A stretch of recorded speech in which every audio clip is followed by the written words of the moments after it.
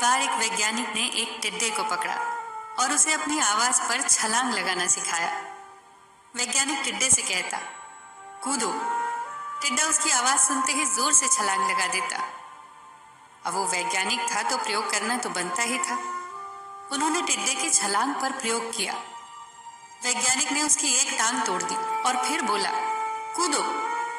अब टिड्डे की छलांग की दूरी कम हो गई। वैज्ञानिक ने उसकी दूसरी टांग तोड़ दी और फिर बोला, कूदो। टिड्डे की छलांग और कम हो गई। अब तोड़ी गई उसकी तीसरी टांग। छलांग की दूरी और कम हो गई। एक एक करके बेचारे टिड्डे की सारी टांगें तोड़ दी गई।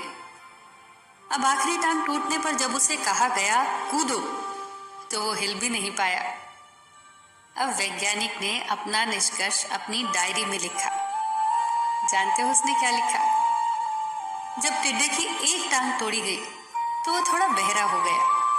जब उसकी दूसरी टांग तोड़ी गई तो वो और बहरा हो गया।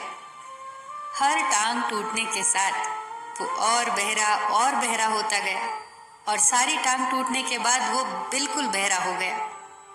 जोर जोर से चिल्लाने का भी उस पर कोई असर नहीं हुआ। वो तो अपनी जगह से हिला तक नहीं, छलांग लगा